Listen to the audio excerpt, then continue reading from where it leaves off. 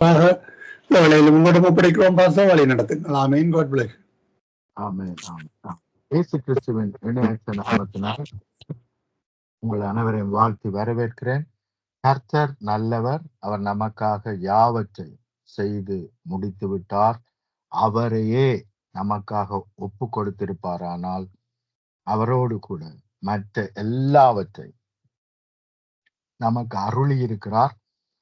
ரோமர் 8ஆம் அதிகாரம் 32ஆம் வசனத்திலே நாங்கள் அப்படியே வாசிக்கிறோம். ஒரு விசை எங்களை தாழ்த்தி ஆண்டவரே பேசும் என்று சொல்லி எங்களை ஒப்பு கொடுப்போம். பிதாவே உமக்கு நன்றி, உம்முடைய குமாரனை அனுப்பி எல்லாவற்றையும் எங்களுக்கு கற்றுக் கொடுக்கிறதற்காய் உமக்கு ஸ்தோத்திரம். பரிசுத்த ஆவியானவரே, நாங்கள் வலப்புறமோ இடப்புறமோ சாயாமல் இதே வழி அன்று சொல்லுகிறவராய் நடத்துகிறவராய் இயேசு கிறிஸ்துடைய வார்த்தைகளை எங்களுக்கு நினைப்பூட்டுகிறவராய் நீர் இருக்கிறபடினால் உமக்கு நன்றி. நீரே இந்த பைபிளுடைய எழுத்தாளராய் இருக்கிறீர், ஆசிரியராய் இருக்கிறீர். ஆகவே இவற்றை நமக்கு கற்றுக் கொடுக்கும்படியா எங்களை ஒப்புக் கொடுக்கும். இயேசுவின் இணையற்ற நாமத்தினால் ஆமென். பிரியமானவர்களே, இன்றைய நாளிலும் அநேக காரியங்களை பார்ப்போம். முதலாவது, எங்களுடைய வேதம் ஆதியாகமத்திலிருந்து வெளிப்படுத்தல் வரைக்கும் நாங்கள் வாசிப்போமானால் தேவன் என்ன செய்ய முயற்சிக்கிறார் என்று சொன்னால் நம்முடைய சிந்தையை மாற்ற முயற்சிக்கிறார். நாங்கள் இந்த உலகத்தின் படி, இந்த உலக நியதியின்படி நாங்கள் என்ன செய்கிறோம்? சிந்திக்கிறவர்களாய் இருக்கிறோம். நாங்கள் பிறந்தது முதல் வளர்ந்தது வரை என்ன செய்கிறோம்? இந்த உலகத்திலே தான் அநேக காரியங்களை நாங்கள் கற்றுக்கொண்டோம். உலகம் சிந்திக்கிறது போலதான் நாங்கள் சிந்தித்து கொண்டிருக்கிறோம். ஆனால் அவையிலிருந்து நாங்கள் மாறி தேவன் எப்படி நம்மை சிந்திக்க வேண்டும் என்று விரும்புகிறார் என்பதை நாங்கள் கற்றுக்கொண்டு அப்படியாய் நாங்கள் சிந்திப்போமானால் நிச்சயமாய் நாங்கள் எல்லா ஆசீர்வாதத்தையும் தேவன் நமக்கென்று செய்து முடித்த எல்லாவற்றையும் பெற்று வெற்றி உள்ள ஒரு கிறிஸ்தவ வாழ்க்கை நம்மால் வாழ முடியும். ரோமர் 12:2 வசனத்தை நான் உங்களுக்கு வாசிக்கிறேன். நீங்கள் இந்த பிரபஞ்சத்துக்கு ஒத்த வேஷம் தெரியாமல் தேவனுடைய நன்மையும் பிரியமும் பரிபூரணனுமான சித்தம் இன்னதென்று பகுத்தறியத்தக்கதாக உங்கள் மனம் புதிதாகிறதுனாலே மாறு ரூபமாங்கள். அப்ப கவனியுங்கள், தேவன் நம்முடைய வாழ்க்கையிலே செய்ய விரும்புகிறது என்ன? நம்முடைய மனதை புதிதாக்குகிறார். அவருடைய வார்த்தையினால் நம்மை புதிதாக்குகிறார். இந்த உலகத்தின் சிந்தையிலிருந்து அவருடைய சிந்தை உருவாகும்படி நமக்கு இந்த வேதத்தை எழுதி கொடுத்திருக்கிறார். அப்ப உலகத்தின்படி சிந்தியாமல் தேவனின்படி, அவர் செய்து முடித்ததின்படி, அவருடைய திட்டம் என்ன, அவருடைய சித்தம் என்ன, அதற்காக என்ன எல்லாவற்றையும் செய்து முடித்திருக்கிறார் என்பதையெல்லாம் நாங்கள் அறியும் பொழுது நமக்கு கிடைப்பது என்ன என்று சொன்னால் புதிதாகிறதுனாலே மறுரூபமாங்கள், மறுரூப வாழ்க்கை நம்மை மேற்கொள்ளுகிறது. ஆமென். அப்ப உலகத்தில இருக்கிற அறிவோடு நாங்கள் இருக்கும் பொழுது நாங்கள் மறுரூப வாழ்க்கை வாழ முடியாது. ஆனால் கிறிஸ்துவை அறிகிற அறிவு, அவர் வந்தார், என்ன எல்லாவற்றையும் எனக்காக செய்து முடித்தார், இப்பொழுது என்னெல்லாம் என்னை மேற்கொள்ளும்படி ஆயத்தமாக இருக்கிறது, அதற்கு நான் என்ன செய்ய வேண்டும் என்பதையெல்லாம் நான் அறியும் பொழுது என்னுடைய சிந்தை புதிதாக்கப்படுகிறது. என்னுடைய சிந்தை புதிதாக்கப்படும் பொழுது மறுரூப வாழ்க்கை, ஆசீர்வாதமான வாழ்க்கை, சுகமான வாழ்க்கை, சமாதானம் சந்தோஷமான வாழ்க்கை, சத்துருவை ஜெயித்து ஜெயம் கொள்ளுகிற வாழ்க்கை, மற்றவருடைய வாழ்க்கையிலே ஜெயத்தை கொண்டு வருகிற வாழ்க்கை தானாக வந்து நம்மை மேற்கொள்ளும். ஆமென். ஆகவே தேவனை அறிகிற பிரகாரமாய் அறிந்து கொள்ள வேண்டும். மாத்திரமல்ல, அவர் என்னெல்லாவற்றையும் செய்து முடித்தார் என்பதை நாங்கள் அறிந்து கொள்ள வேண்டும். ஏனென்றால் எங்களுடைய சிந்தை தான் நம்மை நடத்துகிறது. அப்ப சிந்தையிலே தெளிவில்லாவிட்டால் நாம் சரியாக நடக்க முடியாது. அப்ப எங்களுடைய எண்ணங்கள், நினைவுகள் இவைகள் எல்லாம் வேதத்தின்படி இருக்குமானால் தேவனுடைய மகிமை, தேவனுடைய வல்லமை ஈஸியாக, இலகுவாக நம்மிடத்திலிருந்து புறப்பட்டு வந்து நம்மை மாத்திரமல்ல, நம்முடைய சரீரத்தை மாத்திரமல்ல, மற்றவர்களுடைய சரீரங்களை, மற்றவருடைய வாழ்க்கையும் அது மேற்கொள்ளும். ஆமென். நாங்கள் எதற்காக ஜெபிக்கிறோமோ, மலையை பார்த்து பெயர்ந்து போ என்று சொல்லி நான் சொன்னபடியே நடக்கும் என்று நான் விசுவாசித்தால், சந்தேகப்படாமல் நான் விசுவாசித்தால் அது அப்படியே நடக்கும். இதைத்தான் தேவன் செய்து முடித்திருக்கிறார். இதற்கான அதிகாரத்தை நம்முடைய கரத்திலே கொடுத்திருக்கிறார். நீதிமொழிகள் 23:7 வசனம் இப்படியாக சொல்லுகிறது, அவன் இதயத்தின் நினைவு எப்படியோ அப்படியே அவன் இருக்கிறான். அப்ப நாம இன்றைக்கு இருக்கிற நிலைமைக்கு காரணம் எங்களுடைய சிந்தை எவ்வளவுக்கு மாற்றப்படுகிறதோ அவ்வளவுக்கு நாங்கள் தேவ ஆசீர்வாதத்தை பெற்று மற்றவர்களை ஆசீர்வதிக்கிறவர்களாய் நிச்சயம் இருப்போம். நம்முடைய வாழ்க்கை சாதாரண வாழ்க்கையா இருக்காது, வல்லமை நிறைந்த வாழ்க்கையா இருக்கும். தேவனுடைய மகிமை, தேவனுடைய வரங்கள், வல்லமைகள், அற்புதங்கள், அதிசயங்கள் நம் மூலமாய் கடந்து சென்று மற்றவர்களையும் மேற்கொள்ளும். அப்ப அதற்கு மெயின் திங் என்ன, முக்கியமான காரணம் என்ன, முக்கியமான காரியம் என்ன? எங்களுடைய சிந்தையிலே மாற்றம் பெற வேண்டும். அது வேத வார்த்தையின் மூலமாய் மாற்றப்பட வேண்டும். ஏனென்றால் நாங்கள் ஆட்டோமேட்டிக்காய் உலகத்தில் இருக்கிறபடினால் உலகத்தவர்கள் போல சிந்திக்கிறவர்களாய் காணப்படுகிறோம். ஆனால் நாங்கள் எங்களுடைய சிந்தையை மாற்றினால் வாழ்க்கை மாறும், சூழ்நிலை மாறும். மாத்திரமல்ல, அதை மாற்றுவதற்காக, நம்முடைய சிந்தையை மாற்றுவதற்காகவே தேவன் பல காரியங்களை செய்கிறார் நம்முடைய வாழ்க்கையில. இயேசு வந்து மரிக்க வேண்டிய அவசியம் இல்லை, இவ்வளவு பாடுகளையும் பட வேண்டிய அவசியம் இல்லை. அவர் அங்கே இருந்து கொண்டே நான் உங்களை மன்னித்தேன் என்று சொல்ல முடியும்.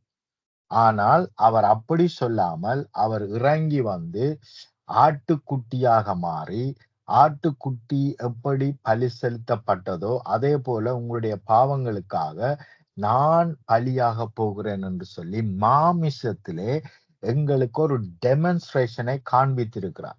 அப்ப அதை பார்க்கும் பொழுதாவது எங்களால் விசுவாசிக்க முடியும். ஒருவேளை அவர் பரலோகத்தில் இருந்துட்டு நான் உங்களை மன்னித்தேன் என்று சொன்னால் அதை எங்களால் நம்ப முடியாமல் இருக்கலாம். ஒருவேளை அவர் பரலோகத்தில் இருந்துட்டு நான் உங்களை நேசிக்கிறேன் என்று சொன்னால் அதை நம்ப முடியாமல் இருக்கலாம். ஆனால் தேவன் இறங்கி வந்து நமக்கு தம்முடைய அன்பை வெளிப்படுத்துகிறார். நமக்காக மரித்து நம்முடைய பாடுகளை ஏற்றுக்கொண்டு அவர் தன்னுடைய அன்பை வெளிப்படுத்துகிறார். அதை பார்க்கும் பொழுது நம்முடைய சிந்தை மாறுகிறது. ஆமாம், தேவன் இவ்வளவா என்னை நேசிக்கிறார், இவ்வளவாய் எனக்காக யாவற்றையும் செய்து முடித்தார் என்பதையெல்லாம் நாங்கள் பார்க்கும் பொழுது என்ன செய்கிறோம்? விசுவாசிக்கிறோம். ஆகவேதான் தேவன் இயேசு கிறிஸ்துவானவர் நம்ம மத்தியிலே கடந்து வர வேண்டி இருந்தது. ஆமென். அப்ப நம்முடைய விசுவாசத்தை வர்த்திக்க பண்ணும்படிக்கு, நம்முடைய சிந்தையை மாற்றும்படிக்கு அவர் கடந்து வந்திருக்கிறார். நாம சந்தேகத்தினூடாக அல்லது தேவ சித்தத்தை அறியாதவர்களாய், தெரியாதவர்களாய், அல்லது தெரிந்தும் அதை நிறைவேற்ற முடியாதவர்களாய் நாங்கள் வாழ்ந்து கொண்டு இருக்கும் பொழுது அவர் வந்து நம்முடைய பலவீனங்கள் எல்லாம் அவர் ஏற்றுக்கொண்டு எல்லா இருளின் ராஜ்யத்தில் இருந்தும் அதனுடைய வல்லமையிலிருந்து நம்மை விடுதலையாக்கி, பாவம் மரணம் என்கின்ற வல்லமையிலிருந்து நம்மை விடுதலையாக்கி, நம்மை இப்பொழுதோ ஜீவனுள்ள தேசத்திலே எங்களை வாழ வைத்திருக்கிறார். அவருடைய ஜீவனை கொடுத்திருக்கிறார். ஆமென். ஆகவே இப்பொழுது நம்மால் என்ன செய்ய முடியும்? ஒரு கிறிஸ்தவர்களாக, ஜெயம் கொள்ளுகிற கிறிஸ்தவர்களாக நம்மால் நிச்சயமாய் வாழ முடியும். ஆமென். கவனியுங்கள், எங்களுடைய சிந்தைகளை மாற்றும்படிக்கே வேத வசனங்கள், வாக்கு தத்தங்கள் இவைகள் எல்லாம் எழுதி கொடுக்கப்பட்டிருக்கிறது. எசாயா 43 18 19 வசனத்தை வாசிக்கிறேன். முந்தினவைகளை நினைக்க வேண்டாம், பூர்வமானவைகளை சிந்திக்க வேண்டாம். இதோ நான் புதிய காரியத்தை செய்கிறேன், இப்பொழுதே அது தோன்றும், நீங்கள் அதை அறியீர்களா? நான் வனாந்தரத்திலே வழிகளையும், எந்த இடத்திலெல்லாம் வழியே இல்லை என்று நாங்கள் நினைக்கிறோமோ அந்த இடத்திலே வழிகளையும், அவாந்தர வழியிலே, அதாவது எந்த இடத்துல ஒரு சொட்டு துளி தண்ணீர் கிடைக்காதோ அந்த அவாந்தர வழியிலே ஆறுகளையும் உண்டாக்குவேன். ஆனால் அவர் சொன்ன இந்த வார்த்தை நம்முடைய வாழ்க்கையில நிறைவேற வேண்டுமானால் பழையவைகளை நினைக்க வேண்டாம், பூர்வமானவைகளை சிந்திக்க வேண்டாம். பழைய தோல்விகள், பழைய அனுபவங்கள், உலகத்தின் அனுபவங்கள், இவைகளை எல்லாம் சிந்தித்தால் இதை நம்புவது மிகவும் கடினம். ஆகவேதான் அவைகளை நினைக்காமல் இவைகளை நினைத்துக் கொள்ளுங்கள், அப்பொழுது இவைகள் உங்களை நடத்தும், மேற்கொள்ளும். ஆமென். ஏனென்றால் எதை நினைக்கிறோமோ அதுதான் நம்ம என்ன செய்கிறது, நடத்துகிறதா இருக்கிறது. ஆமென். எபிரேயர் 11ஆம் அதிகாரம் 15ஆம் வசனம் இப்படியாக சொல்லுகிறது, தாங்கள் விட்டு வந்த தேசத்தை நினைத்தார்களானால் அதற்கு திரும்பி போவதற்கு அவர்களுக்கு சமயம் கிடைத்திருக்குமே. அப்ப பாருங்க, அவங்க விட்டு வந்த காரியத்தை நினைப்பார்களானால் மறுபடியும் அங்கே என்ன செய்யுது, அந்த நினைவு தூக்கிட்டு போயிடுது. நாங்க நினைக்கும் பொழுது நாங்க உட்கார்ந்து இருந்துட்டு ஒரு பழைய ஃப்ரெண்டை நினைக்கிறோம்னு வச்சுக்கொள்ளுங்க. அடடட, இவன் என்னோட எல்லாம் படிச்சானே, இவன் என்னுடைய கிளாஸ் ஃப்ரெண்டு, இத்தனை வருஷமா நாங்க நட்புல இருந்தோமே என்று சொல்லி நாங்க நினைக்கும் பொழுது இப்ப நம்முடைய சிந்தை அவனை தேடணும், அவனை பிடிக்கணும், அவனை நம்பரை எடுக்கணும், அவனை கோல் பண்ணணும் என்று சொல்லி என்ன செய்யுது, இந்த சிந்தை நம்மை நடத்துகிறது. மறுபடியும் அவனோடு ஒரு தொடர்பை ஏற்படுத்தும்படி கிரியை செய்கிறது. அப்ப நம்முடைய நினைவுகள் தான் நம்மை தூக்கி கொண்டு போய் காரியங்களை செய்விக்கிறது. அப்ப எண்ணத்தை நாங்கள் நினைக்க வேண்டும் என்பது மிகவும் அவசியம். அதனால்தான் ஆண்டவர் சொல்லுகிறார், காலை மாலை எல்லாம் என்ன செய், என்னுடைய வார்த்தையை தியானி.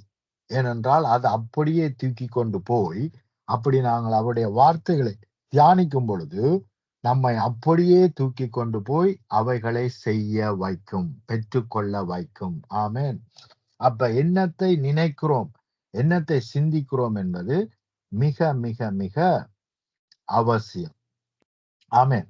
அப்ப இதே காரியத்தை தான் நாங்கள் இன்னொரு சம்பவத்தின் மூலமா இன்னும் அதிகமாய் நாங்கள் தியானிக்க போகிறோம். 1 கொரிந்தியர் 11ஆம் அதிகாரம் 20ஆம் வசனத்திலிருந்து நாங்கள் வாசிப்போம். நீங்கள் ஓரிடத்தில் கூடி வரும் பொழுது அவன் தன் சொந்த போஜனத்தை முந்தி சாப்பிடுகிறான், ஒருவன் பசியாயிருக்கிறான், ஒருவன் வெறியாயிருக்கிறான். இப்படி செய்கிறது கர்த்தருடைய ராப்போஜனம் அல்லவே. அப்ப பாருங்க, ராப்போஜனம் என்று சொல்லி வந்துட்டு அந்த ராப்போஜனத்தை நாங்கள் எப்படி அனுசரிக்க வேண்டும் என்ற அறிவில்லாமல் என்ன செய்கிறார்கள், செயல்படுகிறார்கள். அப்ப இது சரியான காரியம் அல்ல. அநேக காரியங்களை நாங்கள் அறிவில்லாமல் செயல்படுகிறபடியினால் அந்த ஆசீர்வாதத்துக்குள் நாங்கள் பிரவேசிக்க முடியாதவர்களாய் நாங்கள் போய்விடுகிறோம். ஒரு கார் எடுப்போமானால் அதுக்கு என்ன செய்கிறது, இந்த ஆன்டி ஃப்ரீசர், மற்றது விண்ட்ஸ்கிரீன் லிக்விட், மற்றது ஆயில் மாத்துறது, இப்படி ஒரு சில காரியங்கள் தான் நமக்கு தெரியும். ஆனா இதை தெரிஞ்சு வச்சுட்டு எனக்கு எல்லாம் தெரியும் என்று நினைச்சு காருக்குள்ள என்ன செய்யக்கூடாது, கார் இன்ஜினுக்குள்ள கை வைக்க கூடாது. ஏனென்றால் நாங்கள் அறியாமல் கரங்களை விடுவோமானால் அல்லது அறியாமல் காரியங்களை செய்ய முயற்சிப்போமானால் அவைகள் நமக்கு சரியாக ஆசீர்வாதத்தை கொண்டு வராது.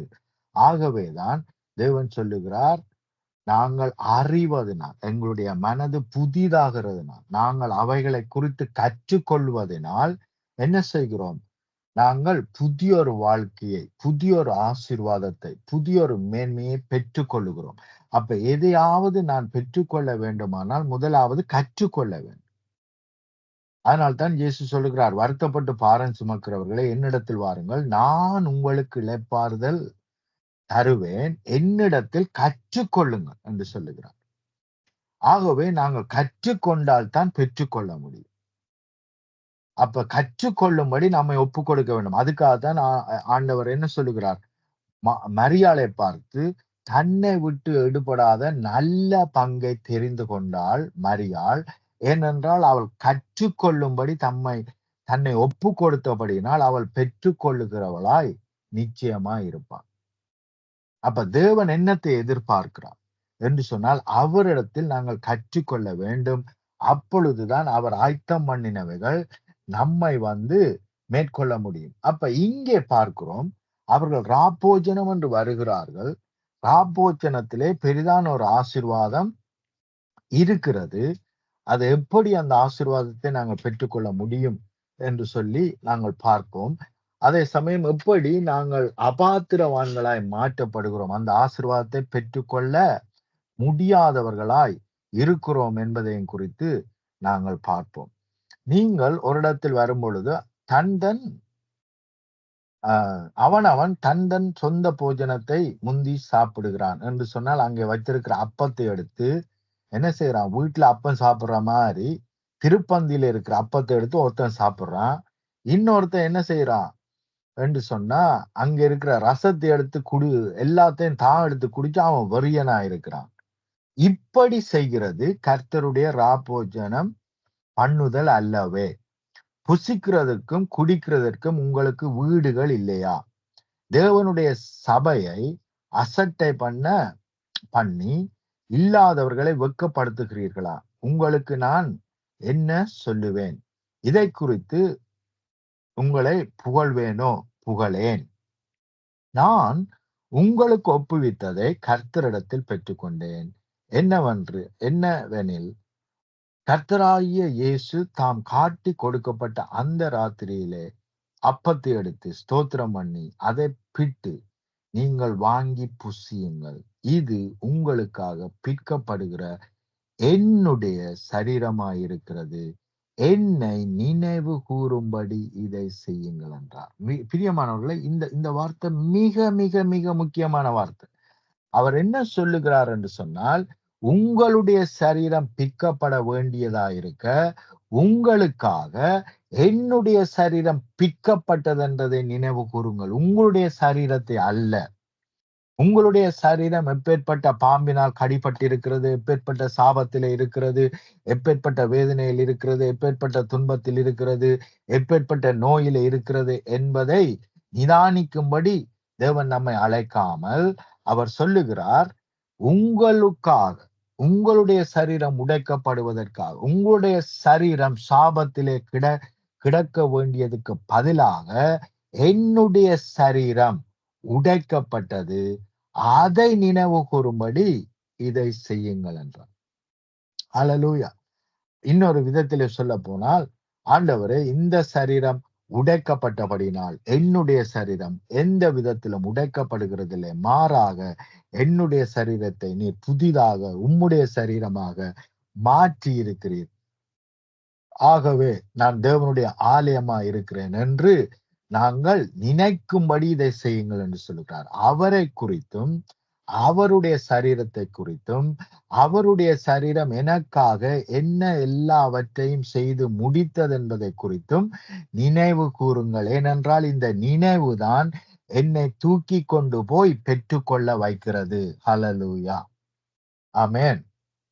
அப்ப அவர் என்ன சொல்லுகிறார் என்றால், உன்னுடைய சரீரத்தையோ உன்னுடைய சாபத்தையோ உன்னுடைய குடும்பத்தின் சாபத்தையோ அல்லது உன்னுடைய சரீரத்தில் இருக்கிற பலவீனங்களையோ நீ எண்ணிக்கொண்டிருக்காமல், அப்பம் பிக்க வரும் பொழுது அவருடைய சரீரம் எனக்காக உடைக்கப்பட்டிருக்கிறபடினால் என்னுடைய சரீரம் பூரணமாக்கப்பட்டிருக்கிறது. இதைத்தான் நாங்கள் என்ன செய்கிறோம், எண்ணாகமத்திலே வாசிக்கிறோம். அந்த வெண்கல சர்ப்பம் உயர்த்தப்பட்டு இருக்கும் பொழுது எவனையெல்லாம் சாபமாகிய பாம்பு அவர்களை கடித்து அவர்களை சாகும்படி செய்கிறதோ, அந்த வேளையிலே அவர்கள் அந்த உயர்த்தப்பட்ட வெண்கல சர்ப்பத்தை பார்த்தால் அவர்கள் விடுதலை ஆவார்கள். வெண்கல சர்ப்பத்தை நினைத்தால் என்னுடைய சாபம் என்னிடத்தில் இல்லை, அங்கே போய்விட்டது, என்னுடைய மரணம் என்னிடத்தில் இல்லை, அங்கே போய்விட்டது என்று நினைத்தால் அவர்கள் விடுதலை ஆவார்கள், ஜீவனை பெற்றுக் கொள்வார்கள். அது அங்கே நிழலாட்டமாய் சொல்லப்பட்டிருக்கு. இங்கே தேவன் அதை நிறைவேற்றி இருக்கிறார். ஆமென். அப்ப பார்க்கிறோம், என்னை நினைவு கூறும்படி இதை செய்யுங்கள் என்றார்.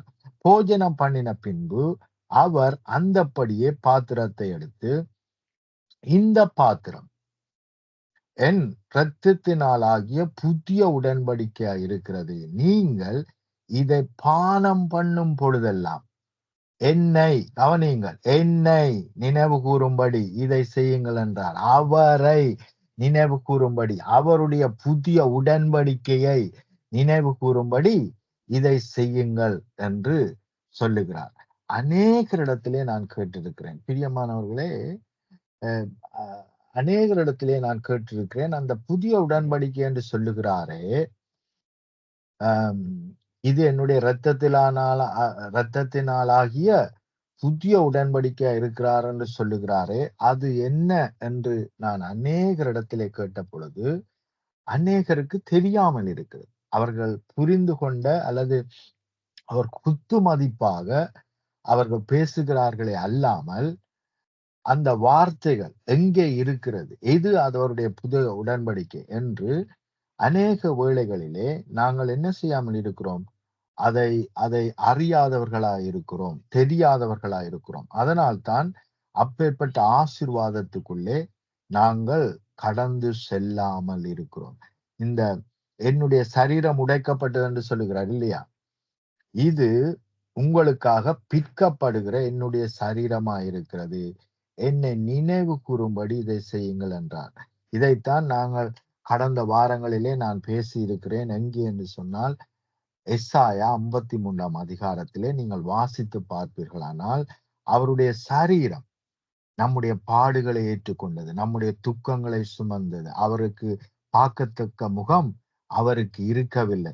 அப்ப இவைகளெல்லாம் அவருடைய சரீரம் என்மேல் இருக்க வேண்டிய அழுக்கை, என்மேல் இருக்க வேண்டிய சாபங்களை, பாரங்களை, துக்கங்களை அவருடைய சரீரம் எப்படியெல்லாம் சுமந்தது என்பதை நாங்கள் எசாயா 53ஆம் அதிகாரத்திலே வாசிக்க முடியும். அதே போலவே நாங்கள் என்ன செய்ய முடியும், அவருடைய புதிய உடன்படிக்கை என்ன என்பதை நாங்கள் எபிரேயர் 8ஆம் அதிகாரம் 9ஆம் 10ஆம் அதிகாரங்களிலே எங்களால் என்ன செய்ய முடியும், அவற்றை வாசிக்க முடியும். சிலவற்றை நான் உங்களுக்காக வாசிக்கிறேன். எபிரேயர் 8ஆம் அதிகாரம் 7ஆம் வசனத்திலிருந்து வாசிக்கிறேன். அந்த முதலாம் உடன்படிக்கை பிழை இல்லாததானால் இரண்டாம் உடன்படிக்கைக்கு இடம் தேட வேண்டுவதில்லையே. அவர்களை குற்றப்படுத்தி அவர்களை நோக்கி, இதோ கர்த்தர் சொல்லுகிறது என்னவென்றால், இஸ்ரவேல் குடும்பத்தாரோடும் யூதா குடும்பத்தாரோடும் நான் புது உடன்படிக்கையை ஏற்படுத்தும் காலம் வருகிறது. அவர்களுடைய பிதாக்களை எகிப்து தேசத்திலிருந்து கொண்டு வரும்படிக்கு நான் அவர்களோடு கையை பிடித்த நாளிலே அவர்களோடு பண்ணின உடன்படிக்கையை போல இது இருப்பதில்லை. ஏனென்றால் அந்த உடன்படிக்கையிலே அவர்கள் நிலை நிற்கவில்லை, நானும் அவர்களை புறக்கணித்தேன் என்று கர்த்தர் சொல்லுகிறார். அப்ப உடன்படிக்கை என்று சொல்லி வந்துட்டு அவர்கள் என்ன செய்யலையாம், அந்த உடன்படிக்கை அவர்கள் கடைபிடிக்காமல் போனபடியினால அந்த உடன்படிக்கையினுடைய ஆசீர்வாதங்கள் அவர்களை மேற்கொள்ள முடியவில்லை. அந்த நாட்களுக்கு பின்பு நான் இஸ்ரவேல் குடும்பத்தாரோடு பண்ணும் உடன்படிக்கையாவது, அதாவது புதிய உடன்படிக்கை, இயேசுவின் இரத்தத்தினால் உண்டாக்கப்பட்ட இந்த உடன்படிக்கை, என்னுடைய பிரமாணங்களை அவர்களுடைய மனதிலே வைத்து அவர்களுடைய இதயங்களில் அவைகளை எழுதுவேன். நான் அவர்கள் தேவனாயிருப்பேன், அவர்கள் என் ஜனமாயிருப்பார்கள். இது நமக்கு கொடுக்கப்பட்ட புதிய உடன்படிக்கை. அப்பொழுது சிறியவன் முதற்கொண்டு பெரியவன் வரைக்கும் எல்லோரும் என்னை அறிவார்கள். ஆகையினால் கர்த்தரை அறிந்து கொள் என்று ஒருவன் தன் அயலானுக்கும் ஒருவன் தன் சகோதரனுக்கும் போதிக்க வேண்டியதில்லை. இன்றைய நாட்களிலே பார்ப்பீர்களானால் பிரியமானவர்களே, அநேகருக்கு இயேசுவை வெளிப்பட்டு அவருடைய கனவுகளிலே வெளிப்பட்டு அவரை வெளிப்படுத்தி இருக்கிறார். இந்த நாட்களிலே அது அதிகமாக நான் காண்கிறேன். அநேக சாட்சிகளை கேட்கிறேன். குறிப்பாக அரபு தேசங்கள், இந்த யுத்தம் நடந்து கொண்டிருக்கிற இடங்கள், இங்கே எல்லாம் என்னத்தை நான் காண்கிறேன் என்று சொன்னால், இயேசு அவரே அவருடைய தரிசனங்களிலே அப்பியராகி அவரே நான் தான் தேவன் என்று சொல்லி அவர்களுக்கு தன்னை வெளிப்படுத்தியிருக்கிறார். முஸ்லிம்களுக்கு நான் தான் நீங்கள் சொல்லுகிற ஈசா, நான் தான் இயேசு என்று சொல்லி அவர் வெளிப்பட்டிருக்கிறார். ஆகவே தேவனே என்ன செய்கிறார்? நேரடியாகவே அவர்களுக்கு தன்னை வெளிப்படுத்துகிற காலமாய் இவைகள் இருக்கிறது. அற்புதங்கள் மூலமாய், அதிசயங்கள் மூலமாய், எல்லா விதத்திலும் அவர் என்ன செய்கிறார்? அவரை எல்லாருக்கும் வெளிப்படுத்துகிறார். ஆமென். ஏனெனில் நான், கவனிங்க, புதிய உடன்படிக்கையின்படி, ஏனெனில் நான் அவர்கள் அக்கிரமங்களை கிருபையாய் மன்னித்து அவர்கள் பாவங்களையும் அக்கிரமங்களையும் இனி நினையாமல் இருப்பேன் என்று கர்த்தர் சொல்லுகிறார். புது உடன்படிக்கை என்று அவர் சொன்னதினாலே, இது நம்மோடு அவர் பண்ணின புதிய உடன்படிக்கை. அவர் புதிய உடன்படிக்கை என்று அவர் சொன்னதினாலே முந்தினதை பழமையாக்கினார். பழமையானதும் நாள்பட்டதும் ஆகிறது, உருவழிந்து போக காலம் சமீபமாயிற்று. ஆகவே பழைய உடன்படிக்கையின்படி அவர் செயல்படாமல் அவர் நமக்கு புதிய உடன்படிக்கையை கொடுத்திருக்கிறார். ஆமென். புதிய உடன்படிக்கையை நாங்கள் இன்னும் ஒரு அதிகாரத்திலும் பழைய ஏற்பாட்டிலே நாங்கள் என்ன செய்யலாம்? அவருடைய புதிய உடன்படிக்கை 54வது அதிகாரம் 8ஆம் வசனத்தில் இருந்து, எசாயா 54ஆம் அதிகாரம் 8ஆம் வசனத்திலே இந்த வார்த்தைகளை நீங்கள் வாசிக்கலாம். அதே போலவே எரேமியா 31ஆம் அதிகாரம் 31ஆம் வசனத்தில் இருந்து கூட நாங்கள் வாசிக்கலாம்.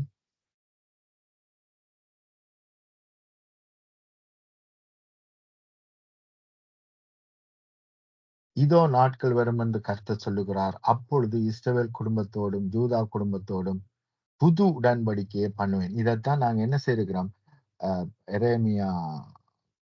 எபிரேயர் 8ஆம் அதிகாரத்திலே நாங்கள் இப்பொழுது வாசித்தோம்.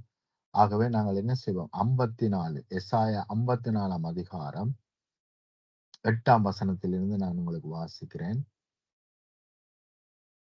சொற்பகாலம் உண்ட கோபத்தினாலே என் முகத்தை இமைப்பொழுது உனக்கு மறைத்தேன், ஆனாலும் நித்திய கிருபையுடன் உனக்கு இறங்குவேன் என்று கர்த்தராகிய உன் மீட்பர் சொல்லுகிறார். இது எனக்கு நோவாவின் காலத்திலே உண்டான வெள்ளம் போல் இருக்கும். நோவாவின் காலத்தில் உண்டான வெள்ளம் இனி பூமியின் மேல் புரண்டு வருவதில்லை என்று நான் ஆணையிட்டது போல, உன்மேல் நான் கோபம் கொள்வதில்லை என்றும் உன்னை நான் கடிந்து கொள்வதில்லை என்றும் ஆணையிடுகிறேன்.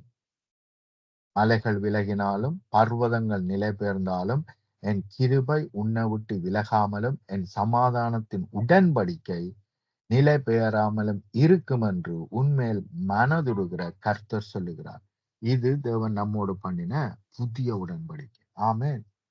அப்ப பிரியமானவர்களே, தயவு செய்து இதை மறுபடியும் படித்துக் கொள்ளுங்கள். ஏனென்றால் தேவன் இப்பொழுது நம்முடைய பாவத்தின்படி நமக்கு கிரியை நடப்பிக்காமல், நம்முடைய வாழ்க்கையிலே அல்லது நம்மோடு கூட உள்ள உறவிலே அவர் கிரியை நடப்பிக்காமல், அவர் நம்மேல் வைக்க இரக்கத்தின்படியும் அவர் நம்மோடு கூட பண்ணின புதிய உடன்படிக்கையின் படியே தான் அவர் இப்பொழுது நம்மோடு கூட அல்லது நம்மோடு கூட செயல்படுகிறார் அல்லது ஈடுபடுகிறார் என்று நாங்கள் சொல்லலாம். ஆமென்.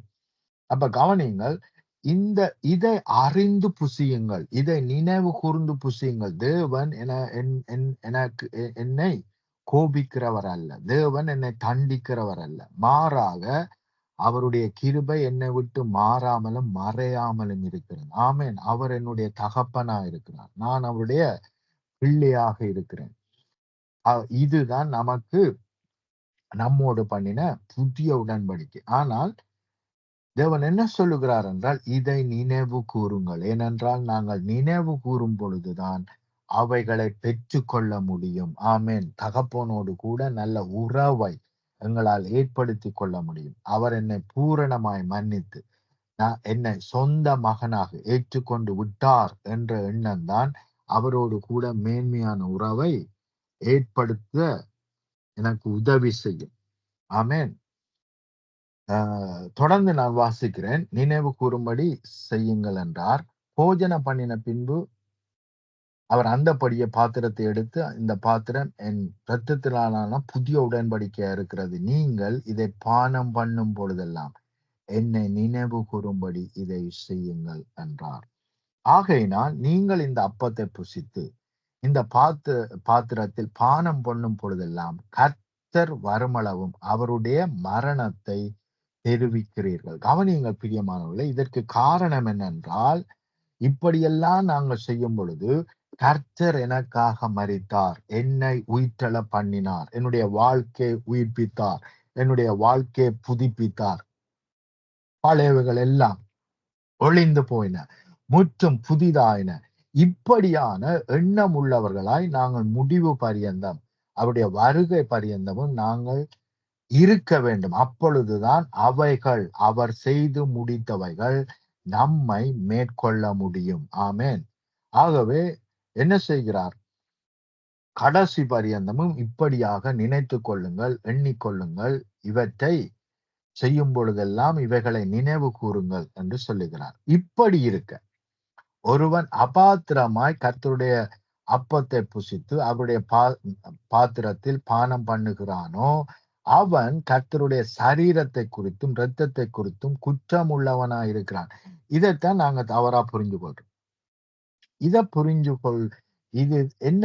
எவன் அபாத்திரமா பானம் பண்றான் என்று சொன்னால், அவருடைய இரத்தம் என்ன செய்து முடித்தது, அவருடைய சரீரம் என்ன செய்து முடித்தது என்று அறியாமல் நான் இதை செய்யும் பொழுது அவர் செய்து முடித்தவைகள் என்னை மேற்கொள்ள முடியாது. இங்கே நான் குற்றவாளியாக காணப்படுகிறேன் என்று சொன்னால், நான் பாத்திரன் அல்ல, இந்த ஆசீர்வாதத்துக்கு நான் பாத்திரன் அல்ல என்கின்ற குற்றவாளியாய் நான் மாறுகிறேன்.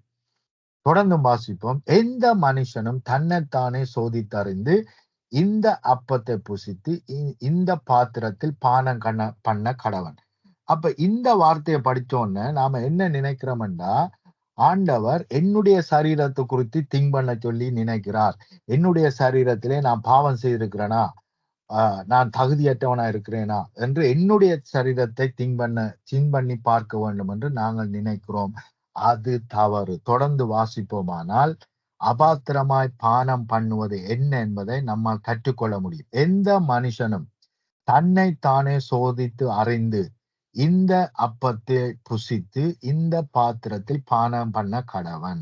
அப்ப நான் என்ன செய்யணும்? இப்போ ஒருவர் என்ன செய்யறார், ஒரு நல்ல ஒரு வெளியேற பெற்ற ஒரு காரை எடுத்துட்டு பார்க் பண்ணி இருக்கிறார். சூப்பரா இருக்கே, நான் ஓடி பார்க்கலாமா என்று கேட்டா அவர் என்ன சொல்றாரோ, நீங்க ஓடி பார்க்கலாமே, இந்தாங்க கீ என்று தருவாரானால், நான் முதலாவது என்னை நான் சோதித்து பார்க்க வேண்டும். எனக்கு லைசன்ஸ் இருக்கா, இன்சூரன்ஸ் இருக்கா, இந்த காரை நான் எடுத்து ஓடுவதனால நான் சட்டத்தை நான் என்ன செய்கிறேன், மதிக்கவில்லை, சட்டத்தை பிரேக் பண்ணுகிறேன் என்று நான் என்னை நானே சோதித்து பார்த்து, இதை நான் எடுக்கலாமா எடுக்க கூடாதா, இந்த காரை நான் எடுத்து ஓடலாமா ஓடக்கூடாது என்று நான் என்ன செய்ய வேண்டும், நான் முடிவுக்கு வர வேண்டும். அதே போலவே தேவனுடைய சரீரத்தையும் தேவனுடைய இரத்தத்தையும் நான் பானம் பண்ணும் பொழுது, இந்த சரீரம் என்ன செய்தது, இந்த இரத்தம் என்ன செய்தது, எனக்காக என்னெல்லாவற்றையும் செய்து முடித்திருக்கிறது என்பதை நான் அறிந்து, இந்த அறிவோடு நான் போஷிக்கிறேனா என்று நான் சோதித்து பார்க்க வேண்டியது அவசியம். ஒரு கார் இருக்கு, ஸ்டார்ட் அடிக்க முடியலன்னா எனக்கு தெரியாட்டி நான் 4 பேரை புடுங்க கூடாது. ஏனென்றால் இதை செய்வதற்கு எனக்கு அறிவு இருக்காண்டு என்னைத்தானே நான் சோதித்து பார்க்க வேண்டும். அப்படி அறிவில்லாவிட்டால் ஒரு மெக்கானிக்கை கூப்பிடுவது நல்லது. அப்படி இல்லாவிட்டால் அந்த காரை இன்னும் என்ன செய்கிறேன், சாபமாக்கி விடுகிறேன், இன்னும் பிரச்சனையை நானே உருவாக்கி விடுகிறேன். இங்கே வாசிக்கிறோம், வாசிங்கள். 29வது வசனம் இப்படியாக சொல்லுகிறது, எண்ணத்தினாலெனில் அபாத்திரமாய் போஜனம் பண்ணுகிறவன். அப்ப அபாத்திரமாய் போஜனம் பண்ணுவது என்ன என்பது இங்கே விளக்கம் கொடுக்கப்பட்டிருக்கிறது. எண்ணத்தினாலெனில் அபாத்திரமாய் போஜனம் பண்ணுகிறவன் கர்த்தருடைய சரீரம் இன்னதென்றும் நிதானித்து அறியாததினால் தனக்கு ஆக்கின தீர்ப்பு வரும்படி போஜனம் பண்ணுகிறான் என்று சொன்னால், தேவனுடைய சரீரம் என்ன செய்து முடித்ததோ அது அவனை மேற்கொள்ள முடியாது. சரீரத்திலே அவர் சகல காயங்களையும் எனக்காக பட்டிருக்கிறபடினால் எனக்கு சுகம் வர வேண்டிய அவசியம். ஆனால் நான் நிதானிக்காமல் போஷித்தபடியினால் அந்த ஆசீர்வாதத்துக்கு நான் தகுதியற்றவனாய் மாறுகிறேன். இதன் நிமித்தம் உங்களில் அநேகர் பலவீனரும் வியாதி உள்ளவர்களுமாய் இருக்கிறார்கள். ஏனென்றால் வியாதி உள்ளவர்களா அப்பத்தை புஷித்தும் உடன்படிக்கை, அதாவது இரத்தத்தை குடித்தும் அவருடைய இரத்தத்திலே பானம் பண்ணியும் எந்த பிரயோஜனமும் இல்லை. அவர்களுக்கு எந்த ஆசீர்வாதமும் கிடைக்கவில்லை. அப்ப சுவையினமாய் கடந்து செல்லுகிறார்கள். நம்மை நாமே நிதானித்து அறிந்தால் நாம் நியாயம் தீர்க்கப்படும். அப்ப நாம அறிவோடு புசிக்க என்ன நடக்குது? நாங்கள் நியாயம் தீர்க்கப்படுகிறோம். எப்படி என்றால் இந்த சுகத்துக்கு இவர் சொந்தக்காரர் என்று நியாயம் தீர்க்கப்படுகிறோம். ஆனால் அறிவில்லாமல் புசிக்கும் பொழுது இந்த சுகத்துக்கு இவருக்கும் சம்பந்தம் இல்லை, இந்த சுகம் இவரை மேற்கொள்ள முடியாது என்று நியாயம் தீர்க்கப்படுகிறோம். கவனிங்கள், நியாயம் தீர்க்கப்பட்டு படும். நம்மை நாமே நிதானித்து அறிந்தால் நாம் நியாயம் தீர்க்கப்படும். நாம் நியாயம் தீர்க்கப்படும் பொழுது உலகத்தோட ஆக்கினைக்குள்ளாக தீர்க்கப்படாதபடிக்கு கர்த்தராலே சிட்சிக்கப்படுகிறோம். அப்ப உலகத்துக்கு என்ன நடக்குதோ அதே போலதான் நமக்கும் நடக்காதபடிக்கு கர்த்தரினால் நடத்தப்படுகிறோம், சிட்சிக்கப்படுகிறோம். ஆகையினால் என் சகோதரரே, நீங்கள் போஜனம் பண்ண கூடி வரும் பொழுது ஒருவருக்காக ஒருவர் காத்திருங்கள். நீங்கள் ஆக்கினைக்கு ஏதுவாக கூடி வராதபடிக்கு ஒருவனுக்கு பசியா இருந்தால் வீட்டிலே சாப்பிட கடவன். மற்ற காரியங்களை நான் வரும் பொழுது திட்டம் பண்ணுவேன். அப்ப பிரியமானவர்களை கவனியுங்கள், இந்த அறிவோடு அவருடைய சரீரம் என்ன செய்து முடித்தது, இனி என்னுடைய சரீரத்திலே எந்த பலவீனமும் இருக்க வேண்டிய அவசியம் இல்லை, எந்த நோயும் இருக்க வேண்டிய அவசியம் இல்லை. அந்த நோய் இந்த சரீரத்திலே, என்னுடைய கையிலே கொடுக்கப்பட்ட அப்பத்தை பார்த்து இந்த சரீரத்திலே எல்லா நோயும் போயிருக்கிறபடினால், இந்த சரீரம் என்னுடைய பலவீனங்களை எல்லாம் சுமந்திருக்கிறபடினால், இந்த சரீரம் என்னுடைய சாபங்கள் எல்லாம் சுமந்திருக்கிறபடினால் எனக்கு இனிமேல் சாபம் இல்லை என்று அறிக்கை பண்ணி அப்பத்தை எடுத்துக்கொள்வோமானால் அந்த செக்கனே நமக்கு சுகம் கிடைக்கிறது. இது ஏதோ நான் கட்டுக்கதையாக உங்களுக்கு சொல்லவில்லை. எங்களுடைய சபையிலே ஒரு சகோதரிக்கு 15 வருஷம் இரத்தப்போக்கு. ஆனா அந்த சகோதரி யாருக்கும் சொன்னதில்லை. ஆனால் நான் இந்த மெசேஜை கொடுத்து விட்டு அவர்களுக்கு அப்பத்தையும் ரசத்தையும் கொடுத்த பொழுது அவர்கள் அறிக்கை பண்ணி, உம்முடைய சரீரம் இவைகளை ஏற்றுக்கொண்டபடியினால் இவைகள் என்னுடைய சரீரத்தில் இல்லை, நான் அதை ரிஜெக்ட் பண்ணுகிறேன், அதை உம்முடைய சரீரம் ஏற்றுக்கொண்டபடினால் நான் விடுதலை ஆக்கப்பட்டேன் என்று சொல்லி அறிக்கை பண்ணி அந்த சகோதரி எடுக்கும் பொழுதே என்ன செய்தாங்க? அப்படியே கீழே விழுந்தாங்க. தேவனுடைய வல்லமை அந்த சகோதரியை மேற்கொண்டது. அப்படியே கீழே விழுந்தாங்க, எழும்பினாங்க. அடுத்த கிழமை நமக்கு சாட்சி சொன்னாங்க. 15 வருடமா இருந்த இரத்தப்போக்கு அந்த கொமினியன் சண்டையோடு இல்லாமல் போய்விட்டது. எவ்வளவு மேன்மையான காரியம்! அப்ப இதுக்காகத்தான் தேவன் நினைவு கூறுங்கள், சரீரத்திலே அவர் என்னத்தை எல்லாம் பெற்றுக்கொண்டார், நான் சுமக்க வேண்டிய அவசியம் இல்லை, அவர் சுமந்தபடினால் என்று சொல்லி இந்த சரீரம் பெற்றுக்கொண்டபடினால் இனிமேல் நான் சுமக்கிறதில்லை, இந்த சரீரம் சுமந்ததுக்காய் நன்றி என்று சொல்லி நாங்கள் எடுப்போமானால் நிச்சயமா தேவனுடைய வல்லமை நம்மை மேற்கொள்ளும். பிசாசின் கிரிகைகள் நிர்மூலமாக்கப்படும். ஆமென். ஏனென்றால் நம்முடைய நினைவுகள் தான், அவருடைய வார்த்தையை வைத்து நம்முடைய நினைவுகளை நாங்கள் மாற்றும் பொழுது அவர் செய்து முடித்த யாவும் நம்மை மேற்கொள்ளுகிறது. ஆமென். ஜெபம் பண்ணுவோம் இந்த வேளை. அன்பின் பிதாவை, இந்த வேளைக்காக உமக்கு நன்றி செலுத்துகிறோம். உம்முடைய புதிய உடன்படிக்கையின்படி நீர் எங்களுடைய தேவனாய் இருக்கிறீர், நாங்கள் உம்முடைய பிள்ளைகளா இருக்கிறோம். நீர் ஒரு பொழுதும் எங்கள் மேல் கோபமா இல்லை. நீர் எங்களை தண்டிக்கிறவர் இல்லை. மாறாக மலைகள் விலகினாலும் பர்வதங்கள் நிலை பெயர்ந்தாலும் உம்முடைய கிருபை எங்களை விட்டு மாறாமலும் மறையாமலும் இருக்கிறதற்காய், எப்பொழுதும் நம்மை மீட்கிறதற்காய், எப்பொழுதும் நம்மை விடுதலையாக்குறதற்காய், எப்பொழுதும் அவைகள் நடத்துகிறதற்காய் உமக்கு நன்றி செலுத்துகிறோம். இதை கேட்டுக்கொண்டிருக்கிற ஒவ்வொரு பிள்ளையுடைய வாழ்க்கையிலும் உம்முடைய தழும்புகளினால் அவர்கள் குணமானார்கள் என்ற சத்தியம் மேற்கொள்ளட்டும். உம்முடைய சரீரம் யாவற்றையும் சுமந்தபடினால் உம்முடைய பிள்ளைகள் சுமக்கிறதிலே மாறாக உம்முடைய ஆசீர்வாதத்தை மாத்திரம் சுமக்கிறவர்களாய், சுமந்து மற்றவர்களுக்கு எடுத்து செல்லுகிறவர்களாய் இருப்பார்களே அல்லாமல் அவர்களுடைய பாரங்களை நீர் சுமந்து அதிலே பரிபூர்ண விடுதலையை அவர்களுக்கு கொடுத்திருக்கிறீர். இன்றைய நாளிலே இந்த சத்தியத்தை அறிந்த ஒவ்வொரு பிள்ளைகளும் இதை அறிக்கை பண்ணுவார்களாக, இதை விசுவாசிப்பார்களாக, அறிக்கை பண்ணுவார்களாக. அவர்கள் அறிக்கை பண்ணும் பொழுது அந்த நிமிஷத்திலேயே சத்துருவின் கிரிகள் நிர்மூலமாக்கப்பட்டு தேவனுடைய பிள்ளைகள் உம்முடைய சரீரம் பெற்றுக்கொண்ட, உம்முடைய சரீரத்தினால் விடுதலையாக்கப்பட்ட சகல விடுதலையும் அவர்களை மேற்கொள்ளட்டும். சரீரங்கள் விடுதலையாக்கப்படட்டும். பலவீனங்கள் ஓடி போவதாக, தரித்திரம் ஓடி போவதாக, பற்றாக்குறைகள் இல்லாமல் போவதாக, உம்முடைய மகிமை வெளிப்படுவதாக. Thank you father. உம்முடைய புதிய உடன்படிக்கையின்படி உம்முடைய இரத்தத்தின்படி நீர் உம்முடைய பிள்ளைகளை கழுவி பிதாவுக்கு முன்பதாக ராஜாக்களாய் ஆசாரியர்களாய் நீர் நிறுத்தி இருக்கிறீர். அதற்காக ஸ்தோத்திரம். உம்முடைய புதிய உடன்படிக்கைக்காக ஸ்தோத்திரம்.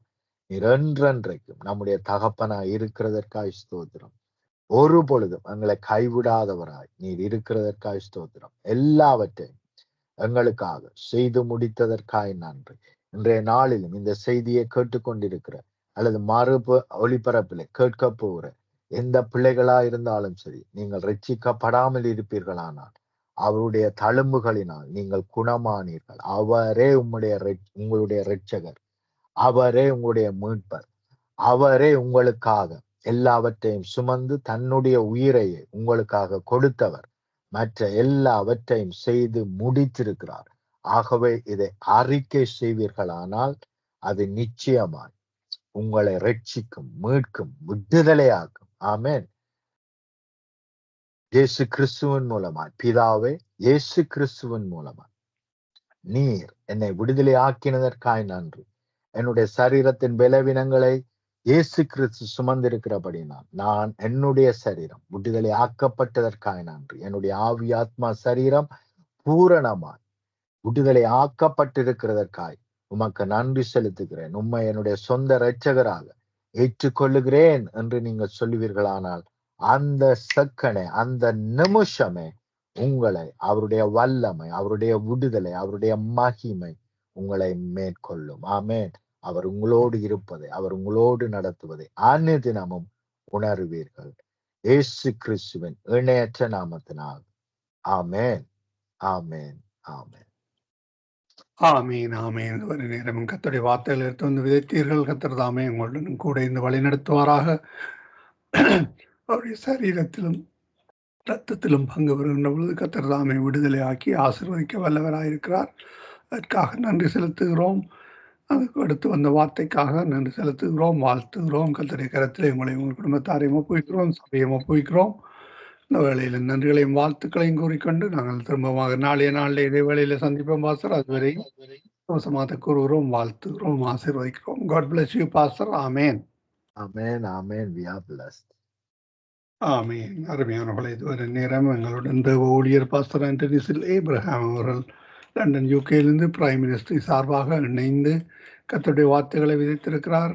கேட்டுக்கொண்டிருந்த உங்களுக்கு ஒவ்வொருவருக்கும் ஆசீர்வாதமாக இருந்திருக்கும் என விசுவாசிக்கிறோம். கர்த்தர் தாமே இந்த வார்த்தைகளுக்கூடாக வார்த்தைகள் செல்லுகின்ற பொழுதும் எங்கெங்கு யார் யார் கேட்கின்றாரோ அவர்களை விடுதலையாக்கத்தக்கதாக கர்த்தர் உதவி செய்வாராக.